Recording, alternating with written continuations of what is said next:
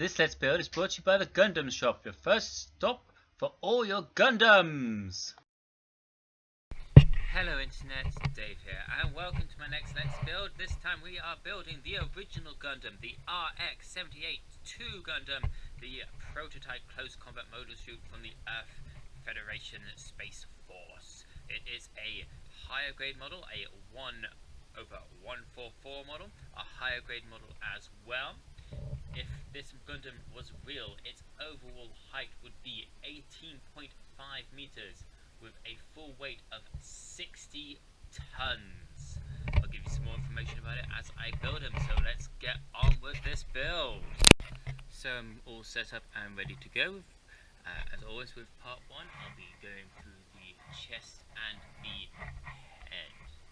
Alright, so let's start this build. So I'm going to need a 6 and 12, which is a good little bit.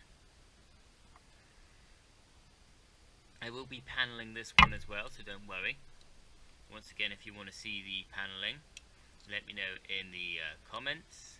If you want a sort of music to go with it, if you want a speed up version of a build as well, because I know not everyone wants to sit through a whole build from start to finish.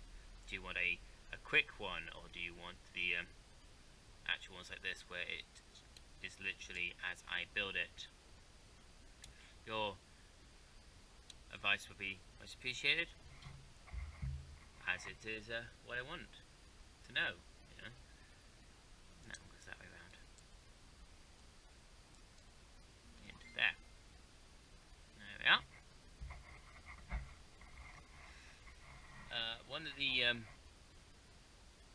many things about this particular Gundam, as well as being the first one, was also the first single pilot mobile suit, or giant robot, or one of the first anyway.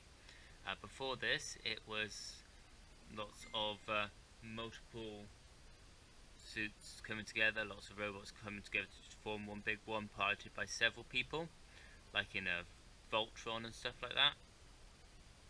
But this was one of the first animes that came across that had that thing in, and also introduced a lot of the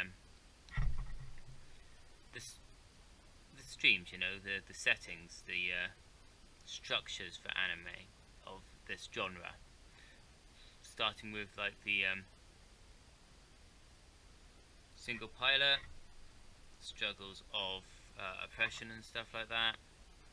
Does deal a bit of child soldiers later on in some of the later series. Also, civilians being dragged into a military combat zone and being caught up in what it's like to basically live and fight for your survival. The pilot of this mobile suit is Animal Ray. Now, I probably absolutely atrociously butchered that pronunciation, so I apologise. And Animo was a new type. Now, new types are like an evolution, if you will, of humanity that have evolved to adapt to space, as well as piloting and adjusting to situations quickly. He was also a scientist, or a son of a scientist, and made his own adjustments to the Gundam system in this particular series. This particular Gundam also had a sort of self-learning and self-assessment thing, so it could analyze battles afterwards with the help of its pilot, and they could come up with new strategies to battle enemies that wanted to kill them.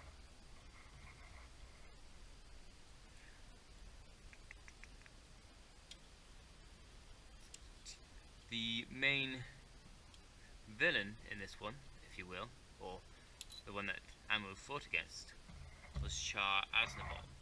He was a ace pilot of the Principality of Zion, and he could take down battleships by himself in his single suit. The Earth Federation obviously had a lot of big battleships and not many mobile suits. In fact, they didn't have any mobile suits. They had like planes, space planes and stuff like that. But the Gundam here was their first experimental go at the mobile suit design.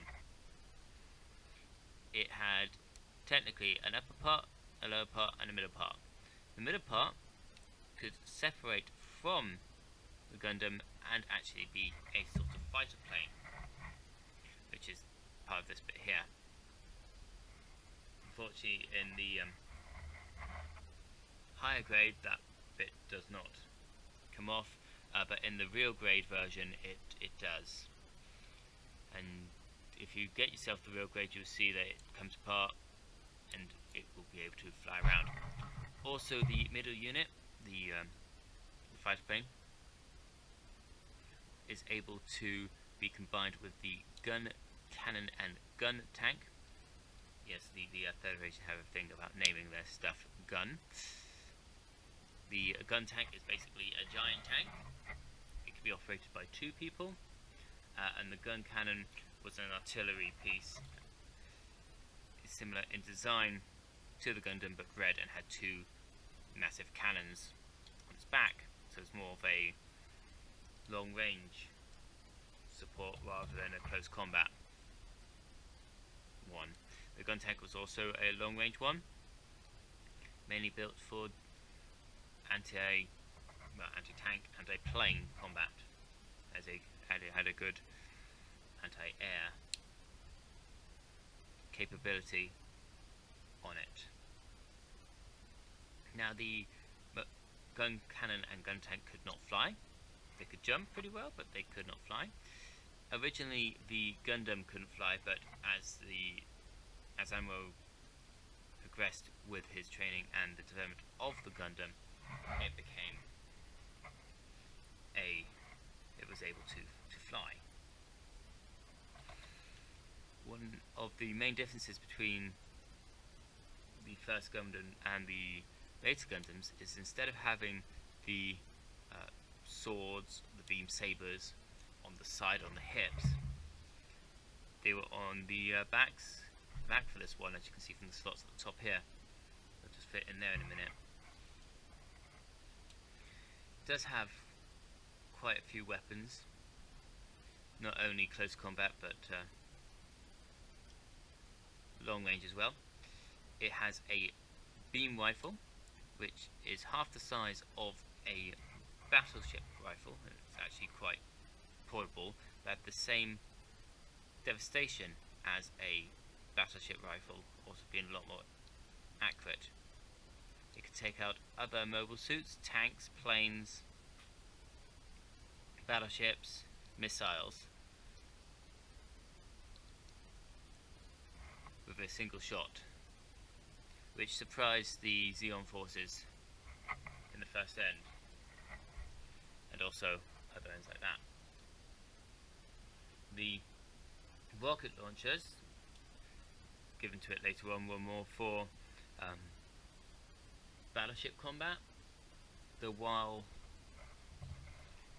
you could obviously take out mobile suits and tanks and planes with his beam rifles and sabers, the battleship, being a little bigger, needed something a bit more, well, bigger, so it was given a anti-battleship weapon, which was the bazooka, which was loaded with standard munitions, exploding munitions, which on contact exploded, for lack of a better word. Also in the head it has Vulcan guns, or if you will, like small miniguns, or not miniguns, what are they called? Things that fire a lot. machine guns, but bigger than our standard machine guns, designed to get into the joints of other mobile suits. You can still take out other mobile suits with the Vulcan guns, and were mainly used for distraction and peppering the target with bullets before it went. So it wasn't a one-shot thing, it was a over time.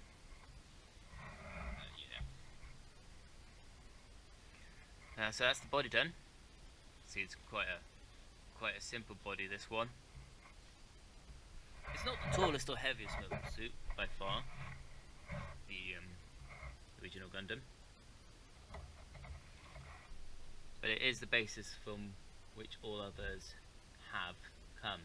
As you can probably see from the body and the design so far, that it has a lot of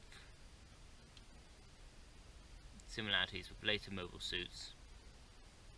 In fact, some series later in the Gundam franchise took a lot of inspiration from the original to rebrand itself, or to retell the story, but different characters, different scenarios, stuff like that. It also introduced the masked character as well in this one.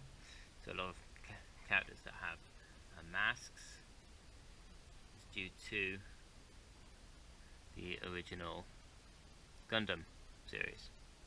I do highly recommend that you watch the original Gundam series. It has stood the test of time somewhat. It is a 1980 series, so expect a lot of flashing lights and stuff like that. So if you are suffering from epilepsy or something like that, it may not be the best one for you. They're not too bad, the flashing lights, but they do exist, so you have been warned. You have been warned. But I do highly recommend that you watch it if you can. The dubbing is not too bad for one of the early 80s animes. It's not too much missing of the voices and stuff like that. They do match up quite well with the movements of the mouth of the characters.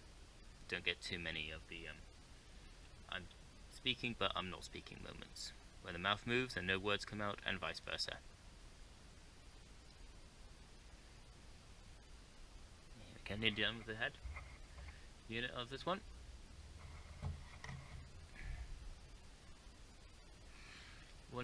I do like the does have a shield, this particular mobile suit as well. Carries it on its back and not in use, unlike some which just disappear for random reasons. It's one of the mobile suits where you can actually see where things were stored on it when it wasn't using it. And normally it was in space, so it would drop the beam cannon to charge towards opponents.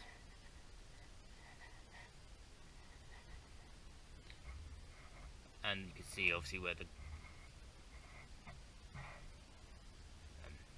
swords were stored and the shield was stored. Unlike some of the newer ones where it's just like, well, what happened to the gun? Where did it go? Where's the shield disappeared to? Where did the shield appear from? So a lot of actual representation to where things are. Nearly done.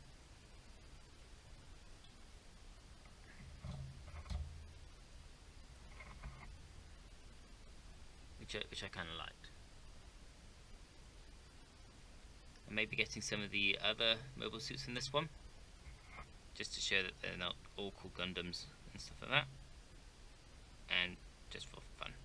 There we go, there's his head. Oh, he's a little bit, it's fallen off.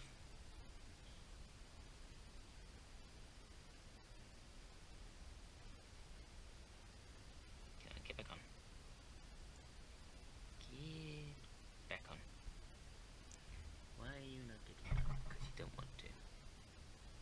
we go, and now I'll pop his head on. And there we are, that's the head and body done. That's part 1 of the steps build. Part 2 will obviously be the arms, and part 3 will be the waist and legs. As I said earlier, if you want them to be sped up, please do say so in the comments, and I'll make it a sort of faster one with some background music. Until next time, this is Dave. Knowledge is power. You must use it wisely. Once again, I'd like to thank the Gundam shop for supplying me with today's Gundam.